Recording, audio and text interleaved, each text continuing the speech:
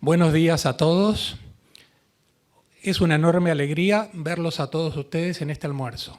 Y hoy en particular porque Enrique Braun, que estuvo enfermo, nos ha visitado de vuelta y estoy muy contento por ello. Un aplauso, por favor. Bueno, vamos a proceder al saludo a las banderas. La bandera argentina, la bandera del Reino de España, la bandera de la Ciudad de Buenos Aires y la bandera de Rotary.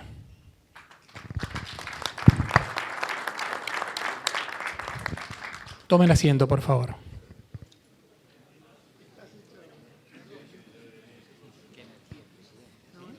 ¿Qué energía, presidente? Acá además hay que tocar.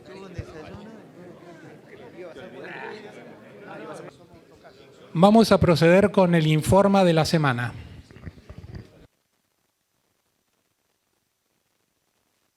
Buenos días. Bueno, señores, señoras, invitados especiales, amigos rotarios, muy buenas tardes. Nuevamente comparto el día de hoy con ustedes, por ausencia de nuestro querido José Ciaba, y les vengo a dar el informe de secretaría del día de hoy. Preside la reunión del miércoles 23 de agosto nuestro amigo Juan Insúa. El orador de la fecha es el licenciado Eduardo Fidanza, quien disertará sobre certezas e incertidumbre de la elección presidencial. El orador será presentado y entrevistado por la periodista Clara Mariño, quien también coordinará las preguntas que se le formulen. Los socios que así lo deseen podrán hacerlas llegar a través del celular del club, que se los recuerdo, es el 15 2464 9631. Participan de la mesa cabecera los expresidentes Enrique Braun Estrugamú y Juan Javier Negri. Y los socios Guillermo González Rosas, Francisco Castex, Juan Carlos Besiú, Horacio García Garza, Martín Farrell, Federico Hijó y Alfredo Rodríguez. Especialmente invitado nos acompaña Armando Venegas, invitados por nuestro querido amigo Juan Llamazares, Pablo Vizcaíno, hijo de Aldo, Ignacio Viale del Carril, invitado por Eduardo D'Alessio, Juan Carlos Laplacet, invitado por nuestro querido amigo Juan Carlos Casaña. Bueno, eso es todo. Hoy fue cortito. Así que bueno, a todos ustedes, muchas gracias por acompañarnos y sean muy bienvenidos al Rotary Club de Buenos Aires.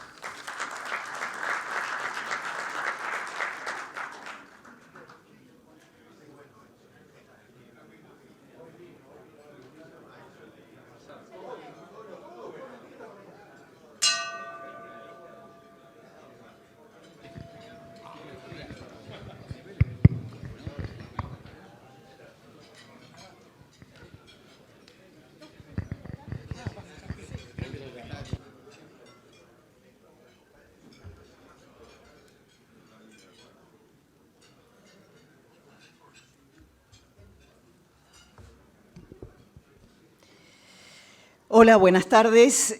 Nuestro orador de hoy es Eduardo Fidanza, consultor político y analista de opinión pública, es cofundador y socio de Poliarquía Consultores, es miembro de número de la Academia Nacional de Periodismo, es socio fundador y miembro de la Asociación Argentina de Investigación de Mercado y Opinión Pública, fue profesor titular de Teoría Sociológica en Ciencias Sociales de la UBA, donde creó la Cátedra de Pensamiento Max Weber.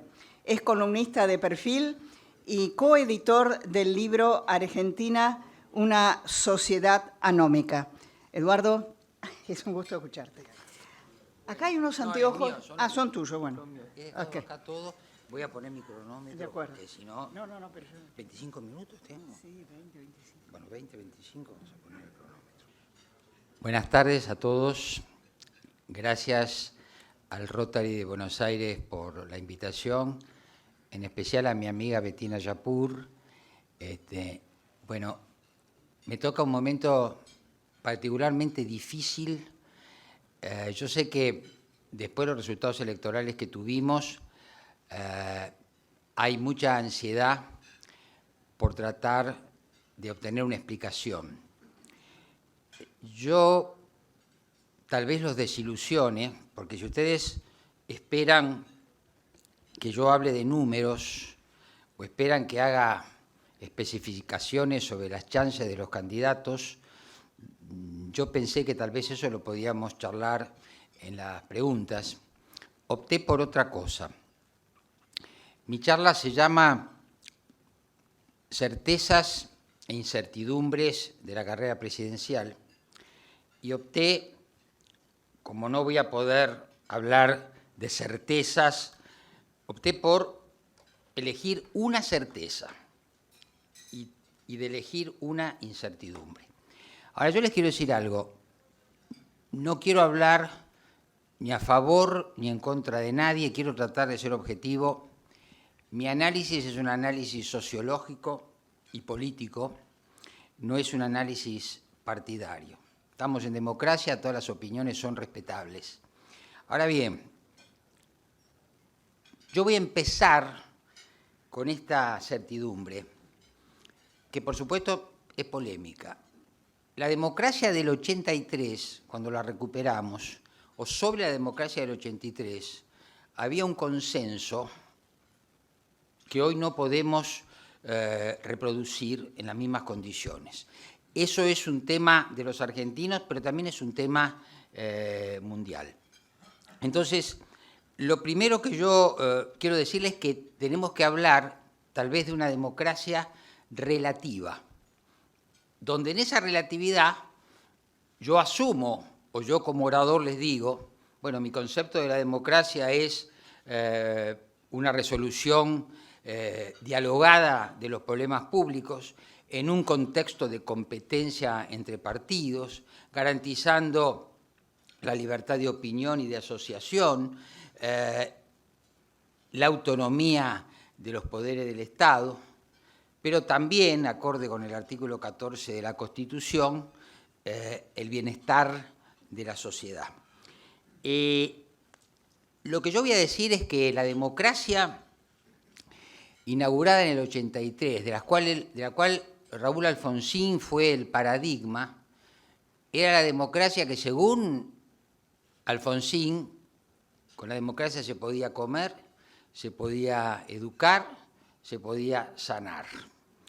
Y había en Alfonsín además una noción de que el país tenía que crecer. Ustedes recuerdan que él decía, vamos a ir a levantar las persianas de las fábricas. Bueno, lo que yo creo, lamentablemente, es que Alfonsín se equivocó. Se equivocó tal vez por idealización, se equivocó tal vez por convicción, pero lo cierto es que 40 años después, con la democracia, para el argentino promedio, y sobre todo para el argentino de sectores bajos y medios bajos, no se comió, no se educó y no se sanó. Me parece que en esta desilusión por la democracia, los que tomaron la posta fueron los jóvenes. Nosotros venimos viendo en nuestras investigaciones un cambio en la conducta de los jóvenes, sobre todo cuando en los últimos tiempos del kirchnerismo ellos migran desde el kirchnerismo, que era un signo distintivo, era que los menores de 30 años tendían a votar más al kirchnerismo que a otra fuerza. Migran, ¿no es cierto? Pero migran y caen, yo diría, en un estado de desilusión, que ya no es un estado de desilusión por un partido que ellos abandonan. Es un estado de desilusión con el conjunto del sistema. Yo que soy analista político y sociólogo, pero sin embargo también ejerzo el periodismo, viendo investigaciones,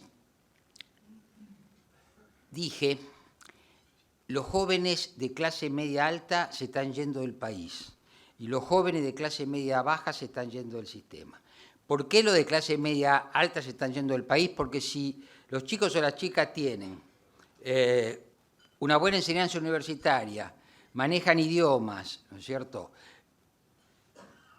la aspiración es a seguir fuera del país porque en el país les pagan mal, en el país no los reconocen, en el país jamás podrían comprarse una casa, etc. Entonces, esos jóvenes se están yendo del país. Los que no se van en ese estrato socioeconómico se quieren ir. Ahora vamos a ver la contracara. Nosotros hicimos una investigación, o varias investigaciones, sobre cultura de la democracia. Una de las preguntas fundamentales es el nivel de acuerdo con 3 afirmaciones. La primera dice, la democracia es el mejor sistema de gobierno. La segunda dice, a veces es mejor un gobierno no democrático que un gobierno democrático. La tercera dice, no me interesa la democracia. Bien, la Argentina, junto con Chile y con Uruguay, en la región es la que tiene índices más altos de respuestas sobre que la democracia es el mejor sistema de gobierno. Bien, cuando descendemos en la escala socioeconómica, vamos a menores de 30 años que tienen primaria completa o no terminaron el colegio primario, que tienen trabajo precario o directamente que no tienen trabajo, que se atienden en hospitales públicos y que viven en condiciones de infraestructura muy básicas. Ahí 2 de cada 3 dice, a veces es mejor un gobierno no democrático que un gobierno democrático, pero la mayoría dice, no me interesa la democracia. Ahí tenemos un indicador de esta crisis de la democracia, porque, ustedes saben, el nuevo fenómeno político es un fenómeno político impulsado por los más jóvenes. Yo he dicho estos días, también un poco periodísticamente, intuitivamente, que en estas elecciones, a diferencia de otras, donde los hijos le preguntaban a los padres a quién vas a votar para orientarse, esta vez me parece que los padres le preguntaban a los hijos a quién van a votar para orientarse. Yo digo, así como los asisten en computación, los asistieron en orientación político-electoral. Y uno se puede preguntar, y es la pregunta que yo quiero compartir con ustedes, ¿por qué la democracia del 83 generó tanto desafecto, en primer lugar, entre nuestros jóvenes? Miren, yo creo esto. El fracaso es que una democracia debería ser una fábrica de ciudadanía. ¿Por qué? ¿Qué decimos cuando decimos ciudadanos? Decimos personas que tengan un nivel educativo por lo menos secundario y mejor universitario, que tengan trabajos estables, ingresos suficientes para progresar, que vivan en entornos razonables, que tengan acceso a la salud y que tengan acceso a la educación. ¿Por qué Alfonsín se equivocó? Porque no es la democracia, no son las instituciones las que generan el bienestar, es al revés. Si tenemos ciudadanos que acceden al bienestar, con esas condiciones que yo planteé, entonces esos ciudadanos, muy probablemente, como ocurre en otros lugares del mundo, aprecian la democracia.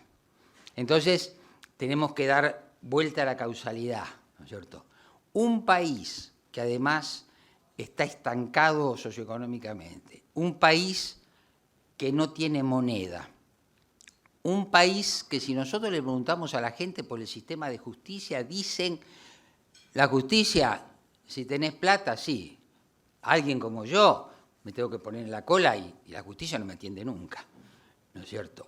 Si nosotros le preguntamos a esa gente por el Congreso de la Nación, nos van a decir lo mismo. Sí, se reúnen ahí, hacen leyes, pero a mí no me llegan los resultados.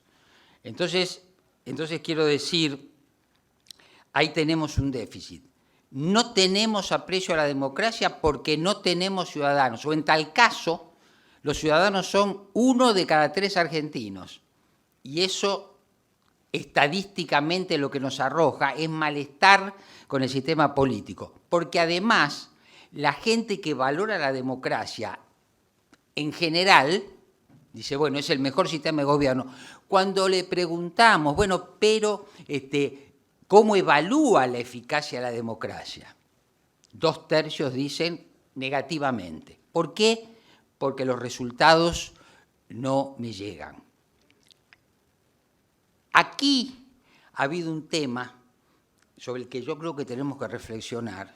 Tenemos que reflexionar y tienen que reflexionar sobre todo una generación como la nuestra, más bien próxima a los principios republicanos, que hemos defendido las instituciones. Y la hemos defendido, ¿por qué?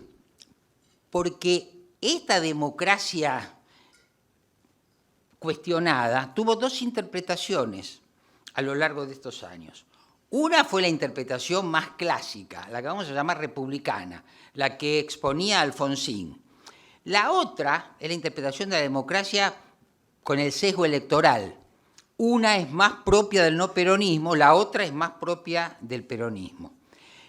Esa fue la base de la grieta estos años. La grieta versa sobre la interpretación divergente de la democracia entre peronistas y no peronistas. No nos hemos puesto de acuerdo, pero los que defendemos la mediación de las instituciones, creo que no vimos que las instituciones no se sostienen si no es con bienestar. No lo vimos y tampoco vimos esos reclamos de bienestar. Lo que vimos fueron protestas más o menos organizadas por los movimientos sociales, por los sindicatos, etc. No vimos el malestar social que no se expresaba en ese tipo de manifestaciones. No vimos la desesperación, no vimos la inseguridad. Vean, en esta elección, el problema del votante en promedio más preocupante es la economía. Pero en los grandes conurbanos de la Argentina, el problema más preocupante es la inseguridad. ¿Qué nos dicen las personas en las entrevistas? Ya corro el riesgo, mi vida corre riesgo porque salgo a las 7 de la mañana o a las 6 de la mañana en invierno, en la oscuridad, solo por pararme a esperar el colectivo. Quiero decir, no lo vimos, ¿no es cierto? No lo vimos. Y lo que no vimos tampoco es otra cosa, es cómo la gente se autoubica, a veces ni siquiera teniéndolo claro, cómo se autoubica en esa situación de desigualdad. Cuando vino un político que dijo, mirando a la clase política, ustedes son la casta, uno debe pensar, esa frase pegó muchísimo. Hay gente que decía en las entrevistas, uy, eso era lo que yo pensaba, pero no lo podía formular. Ahora, no es necesario ser especialista en sociología de la India para saber que si hay casta, hay parias. ¿Sí? Hay parias.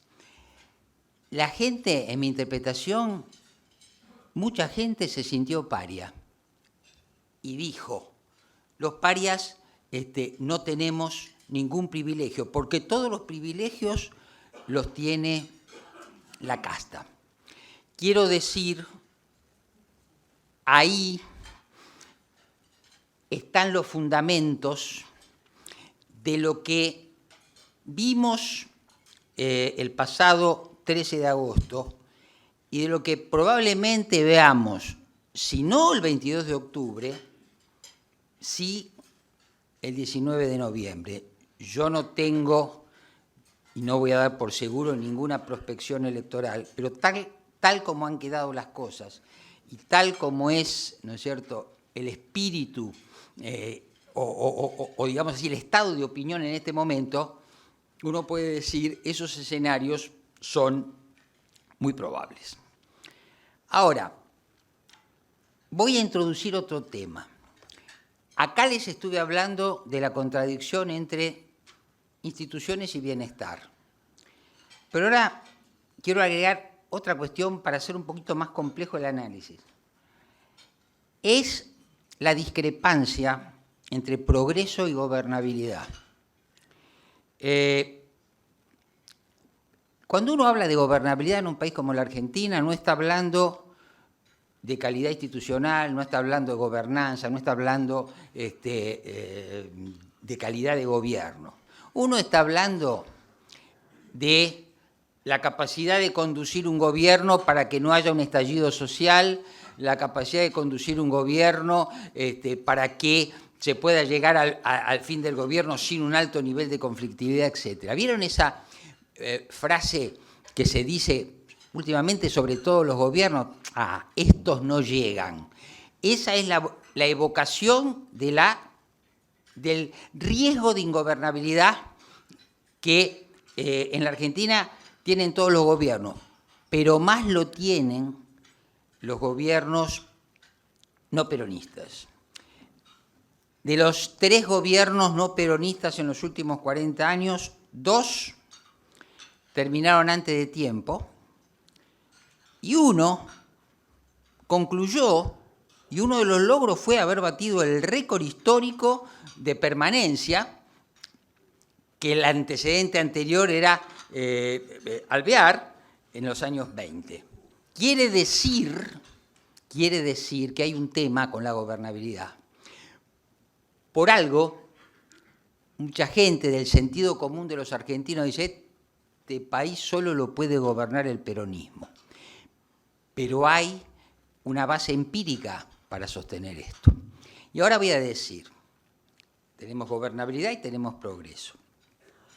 ¿Qué es progreso? ¿Qué puede ser progreso para este país? Otra vez, mejor educación, mejor salud, ¿no es cierto?, más seguridad, estabilidad económica, moneda, inversiones, crecimiento. En 40 años tuvimos algo de esto en cortos lapsos, a mi modo de ver, con fundamentos endebles. ¿Cuáles fueron esos cortos lapsos? En mi interpretación, algunos de los años del gobierno de Menem y algunos de los años del gobierno de Néstor Kirchner, cuando se dieron, por distintas razones, digamos así, crecimiento económico, baja inflación y una cierta disciplina fiscal. Acuérdense de la libreta de almacenero de Néstor Kirchner, ¿no es cierto? Después aflojó, pero en el primer momento le interesaba que las cuentas estuvieran equilibradas, el país creció, etcétera, etcétera. Digamos, ahí se dio esta coincidencia. El hecho de que con el peronismo el país haya progresado, y sobre todo en la década del 90, es una de las cosas que Massa le está diciendo a los empresarios y está diciendo en Estados Unidos. Yo puedo ser el Menem del siglo XXI. Así que ahí tenemos... Ahora, después viene lo otro. Viene progreso con problemas de gobernabilidad. Cuando se evocan ahora las piedras en la plaza de los 2 congresos, lo que se está diciendo es qué difícil es progresar sin que la gobernabilidad entre en problemas. Entonces, para redondear, tenemos, o no podemos conciliar progreso con instituciones, tampoco podemos conciliar gobernabilidad progreso con instituciones, gobernabilidad, vuelvo de vuelta. Bienestar con instituciones y progreso con gobernabilidad. Y esto es más problemático, vuelvo, para los gobiernos no peronistas. ¿Qué viene probablemente ahora? Viene Javier Milei, un político antisistema que consigue sus votos por fundamentar y expresar el resentimiento popular con la clase política y con las élites, no solamente con la clase política. ¿Qué propone Javier Milei? Javier Milei propone dos cosas. Algo que es más convencional, que es un programa económico de ajuste, de modernización, de recuperación de los equilibrios macroeconómicos, de privatización, de impulso a la economía privada. Quiero decir, muchas de esas cuestiones del programa de Milei están también en el programa de Patricia Bullrich y lo estaban también de otra manera en el programa de Rodríguez Larreta. ¿Cuál es la diferencia de Milei con los demás? Una es que es nuevo en la política, aunque es un diputado nacional hace 2 años. 2, es que está totalmente desprejuiciado, ¿no es cierto? 3, y lo más importante, que su propuesta es agresiva y lo que está diciendo, yo voy a terminar con todos estos. Bien. Estoy en 21 minutos, así que voy a empezar a formular las preguntas. Ustedes me van a hacer preguntas a mí, pero yo les voy a dejar algunas preguntas a ustedes. El programa de Milei tiene otra diferencia específica. Él dice que lo que viene a traer es una transformación cultural. Es decir, que las ideas del liberalismo pasen a regir no solamente la economía, sino también la sociedad. Uno puede decir, lo que Milei le está proponiendo a los argentinos no es solo una economía de mercado, que hoy tiene mucho consenso, sino una sociedad de mercado, donde, y está dicho por él, el sistema de precios regule la vida social, en lugar que la vida social sea regulada por las instituciones. Por eso no nos puede sorprender que en la narrativa de Milei aparezca el intercambio comercial. Eso que se le reprocha a él. Puede haber comercio de órganos, puede haber comercio de bebé, puede haber comercio de armas, puede haber comercio de talentos. ¿Por qué?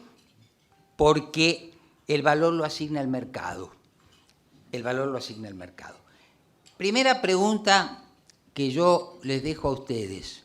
Más allá del voto que pueda obtener Milei, es si los argentinos, cuya cultura es una cultura más bien comunitaria, y esa cultura comunitaria proviene primero de la influencia de la Iglesia Católica y otras iglesias, que además, ¿no es cierto?, tiene un estilo de solidaridad, que además, por más que ahora se aprecie más a la iniciativa privada que hace 20 años, tiene puestas muchas expectativas todavía en el Estado, si esa sociedad va a aceptar. En la trayectoria de Milei en estos últimos 2 años, cuando Milei se puso muy comercial en el plano cultural, declinó en las encuestas. Cuando él se sostuvo en su lucha contra la casta, aumentó en las encuestas. Primera pregunta, ¿aceptarán los argentinos ese desafío en el plano cultural?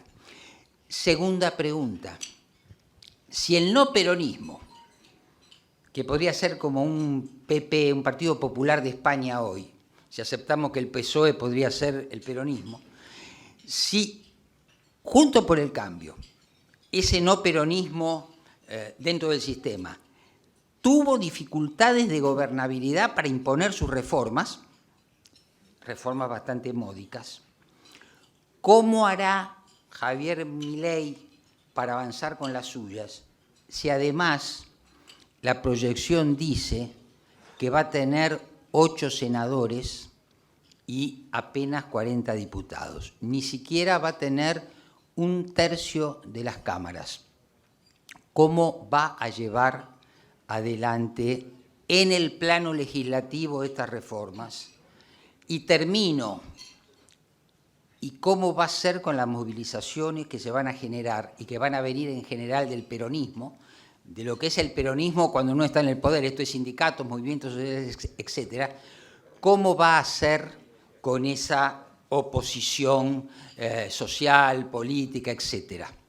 Entonces, la pregunta es, ¿da Milei garantías de gobernabilidad? ¿O la llegada de Milei, si él fuera presidente, en realidad nos pone en la probabilidad de que la Argentina no tenga gobernabilidad? Yo les diría, inmediatamente después que Milei se calzara la banda presidencial, esto es el 11 de diciembre. Bueno, 26 minutos, acá están mis preguntas, acá está mi presentación, muchas gracias. Muchísimas gracias, Eduardo.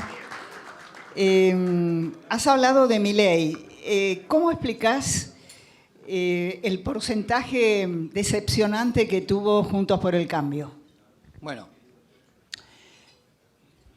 lo dijo Patricia Bullrich al otro día.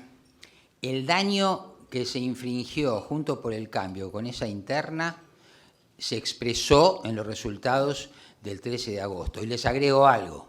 En nuestras investigaciones cualitativas, con todo el estado anímico que yo describí, la gente dice, y arriba están ahí, se están peleando, ¿no es cierto? Es decir, Juntos por el Cambio entró como en una especie de burbuja donde lo que absorbió toda la energía fue la competencia. Un amigo mío de la política, un legislador de hace muchos años, me dijo, lo que pasa es que cuando empezó esta interna, la suposición era, Patricia, ganas vos o la próxima presidenta, Horacio, ganas vos o el próximo presidente. Y no vieron lo que venía. Yo no, quiero decir una cosa más, yo nunca, fui una vez sola en mi vida al hipódromo, a ver cómo era el hipódromo, así que yo con la carrera de caballo no tengo nada que ver, pero hay algo de la carrera de caballo que yo escuchaba que se aplica mucho a este caso. Es cuando 2 caballos van en la mitad de la pista compitiendo, porque uno va primero, el otro va segundo, y se miran entre ellos y no ven el que avanza por los palos. Bueno, esto fue lo mismo, ¿no es cierto? Milei avanzó por los palos, mientras que Larreta y Bullrich se miraban uno con el otro a ver quién le sacaba ventaja. Y bueno, no lo quisieron ver, no lo pudieron ver, pudieron más las mezquindades, etc. El hecho es que ahora Patricia Bullrich está en una posición de debilidad considerable, porque además no va a ser fácil la unidad de Juntos por el Cambio. Han pasado 10 días, no se han sacado ninguna foto, hay muchas heridas abiertas y entonces, bueno, el daño no cesa cuando termina la interna, sino que tiene después consecuencias posteriores. Eduardo, bueno, acá estoy uniendo algunas preguntas. La primera de ellas es en relación con Milei, y es ¿en qué grado la gente percibe o puede percibir la diferencia entre la teoría y la práctica de lo que él dice? Y relacionado con esto, y un poco lo que has dicho, la pregunta es si Milei, en caso de ganar, podría gobernar en el marco de la actual democracia. Bueno, la segunda yo creo que ya la respondí. Se hace muy difícil porque hay una intensidad de las propuestas en ocasión de una muy baja representación legislativa. Entonces, si Milei no demuestra capacidad transaccional, está claro que Milei no va a poder hacer muchas de las cosas que se propone. Además, Milei plantea, eso está en su plataforma, gobernar a través de plebiscitos. Y ahí hay todo un tema de la Constitución que hay que ver. Por ejemplo, los plebiscitos que se originan en la decisión del presidente de la Nación no son vinculantes. Y los que sí son vinculantes son los que se originan desde el Congreso de la Nación, pero para eso se necesita una mayoría especial. Entonces ahí hay dificultades y creo que también hay, en tanto Milei no demuestre capacidad de movilización. Hasta ahora lo que hemos visto de Milei, que es un fenómeno mediático, son una especie de festivales de rock, ¿no es cierto?, donde él puede llenar, ¿no es cierto?, no sé, Movistar Arena o algo de eso, presentarse como un león rugiente, como si fuera, ¿no es cierto?, un rockstar, y tener un grupo que lo aclama. Comparemos eso con los movimientos sociales y con los grandes sindicatos. Así que, así como no tiene fiscales, tampoco tiene capacidad de movilización, excepto que esa capacidad de movilización ocurra después. Voy a la otra pregunta. Claramente la gente votó por razones emocionales, votó por enojo, votó por resentimiento, puras pasiones, así que la razón no entró. Y creo que la gente no ponderó las consecuencias o las dificultades que podían venir después. Por eso también esa gran expectativa con Milei se puede convertir en poco tiempo en una gran desilusión, pero eso no es solamente Milei, eso es Boric en Chile. Ha habido muchos casos de gobierno que llegan con mucha expectativa a la sociedad, no las pueden responder, porque, ojo, la gente está diciendo cosas que corresponden no a la racionalidad, sino a la mitología, ¿no es cierto? Ayer me dijo un taxista que paró en un semáforo, sacó un billete, me dijo, este billete no sirve para nada, esto es un papel, yo quiero dólares. Dice, quiero comprar una bolsa de cemento en dólares y que cueste lo mismo de acá hasta que me muera. ¡Paf! Dije yo. Es una declaración cuasi religiosa, porque además, entre otras cosas, piensa que el dólar no se devalúa, ¿no es cierto? Lo plantea como una cuestión, bueno. Entonces, la gente está en un estado de emocionalidad, ¿no es cierto? Y además con ganas de esto, de pegue. O sea, esta elección era salí a pegar, ¿no es cierto? Y ese personaje que es Milei, digamos, conjuga bien con esto. Ahora, pregunta, ¿puede haber un Milei más moderado? Uno cuando la escucha a Diana Mondino dice, sí, claro, esta señora me está hablando racionalmente de una reforma.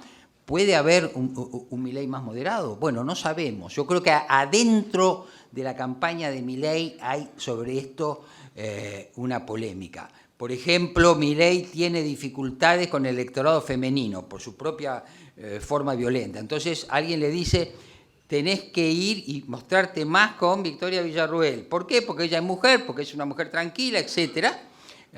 Bueno, por ahí hay que ver cómo Milei, que Milei, por otro lado, ¿qué demuestra? Una absoluta intolerancia a ser contradecido. Y después, entonces, lo atribuye a alguna razón. Los políticos, muchos políticos tienen rasgos paranoides. Por ejemplo, Cristina Kirchner. Pero la paranoia de Cristina Kirchner es como la de mi generación, es ideológica. Entonces, que no estoy de acuerdo, o Cristina Kirchner es contradecida por alguien y Cristina Kirchner dice, es un representante del capitalismo opresor, bla, bla. No. Milei da esta impresión. Vos me decís esto, yo no pienso esto, no, me lo estás haciendo, vení, salí, vamos a agarrarnos a trompadas. Hay algo en él, ¿no es cierto?, de esa violencia. Uno dice, bueno, pero cuando uno es presidente tiene que tener la piel un poquito más gruesa, ¿no vamos a pelear con todo el mundo? La Academia de Periodismo ya sacó una declaración porque él ya criticó a los periodistas, recién empezamos. Entonces vamos a ver eso, esa personalidad. Vuelvo, tiene que dar garantía de equilibrio psicológico, tiene que dar garantía de gobernabilidad, tiene que dar garantías de tener alianzas, de tener una construcción territorial, etcétera, y garantía también de tener un equipo, de tener 2.000, 3.000 personas que se necesitan en un país como la Argentina para administrarlo. Cuando muestre eso y cuando muestre moderación, bueno, es posible que entonces él se pueda afirmar, pero eso pasa inevitablemente por una negociación. Si no hay disposición a negociar, vamos a episodios desafortunados. Y bueno, vamos a ver, Milei acaba de decir, el teorema de Baglini no corre para mí. Bueno, es una afirmación complicada. Eduardo, una interpretación, claro que es muy reciente, ¿no?, sobre la situación de violencia, de saqueos. Y aquí alguien me agrega que Joaquín de la Torre dijo hoy en radio que detrás de ellos están los narcos porque los aumentos hacen que los clientes se queden sin plata para la droga. En fin, una interpretación tuya sobre la violencia que estamos viviendo en estas horas. A ver, es muy difícil decirlo, pues son procesos muy complejos. Lo primero que puedo decir que con el nivel de descomposición social que hay en los conurbanos de la Argentina, por supuesto que el narco es uno de los actores principales. Aprovecho para decir esto. El narco es parte de la economía sumergida de la Argentina.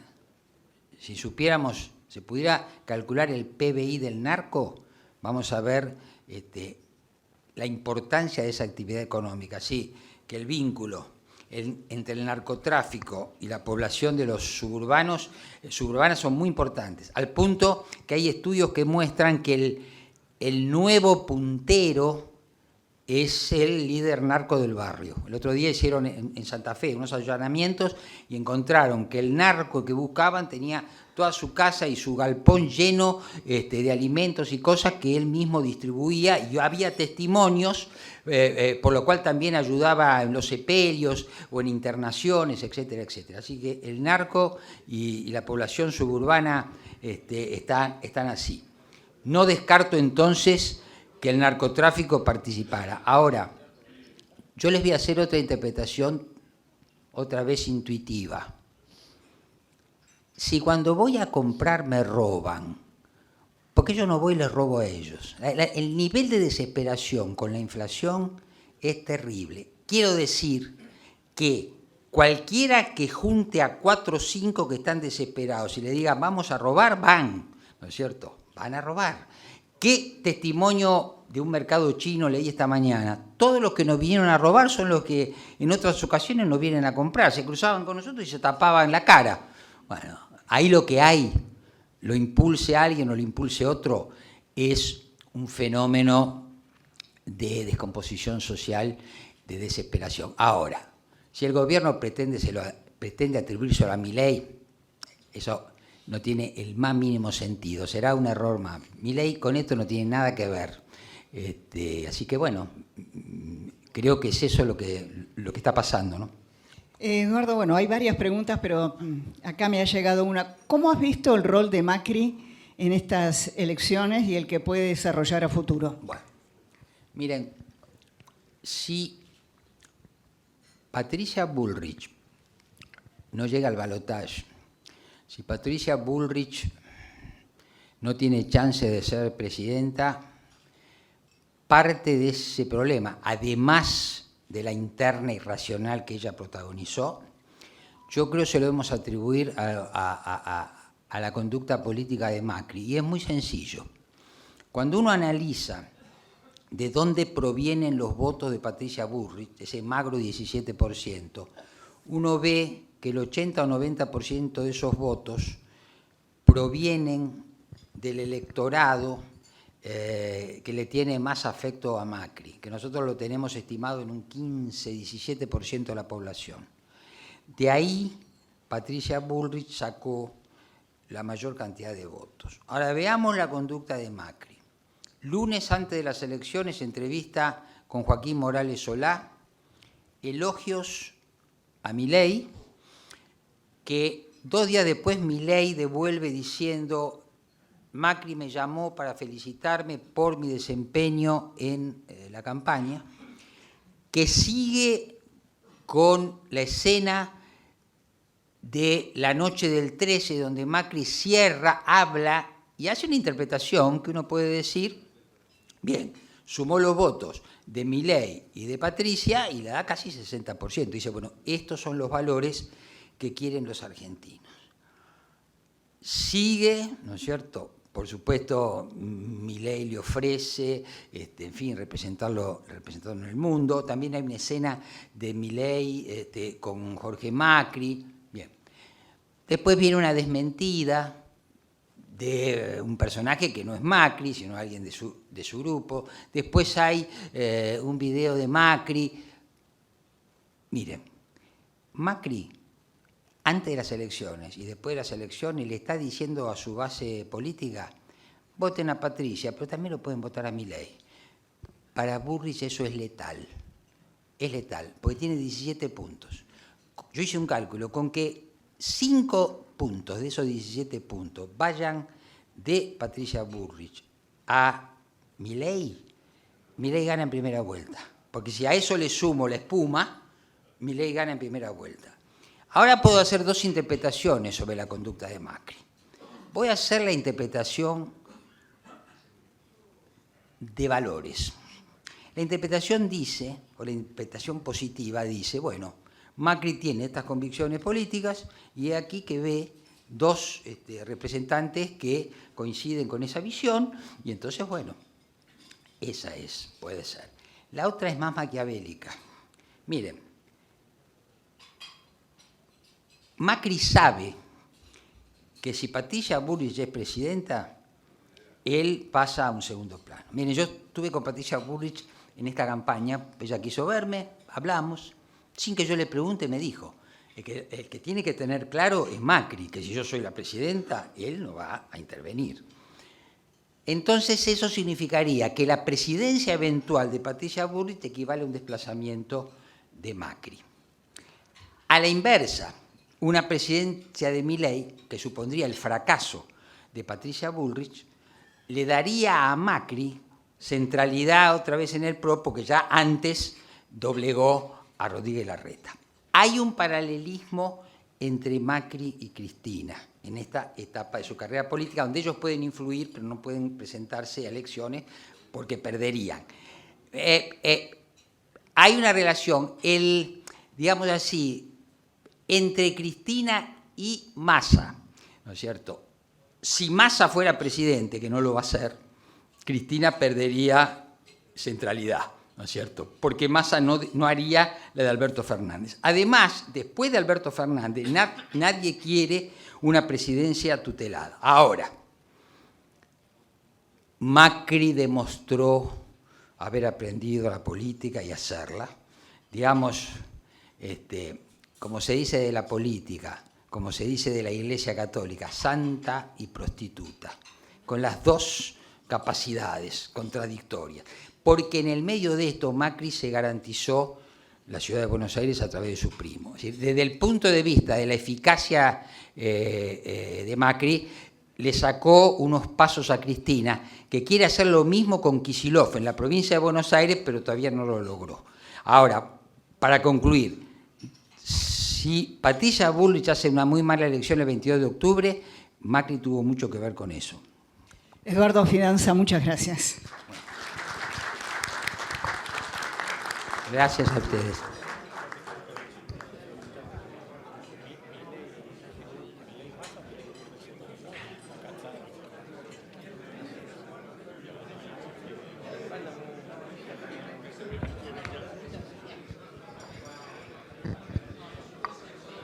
Bueno, vamos a proceder a entregarle al orador del día, al señor Eduardo Fidanza, el libro del centenario de Rotary Club de Buenos Aires.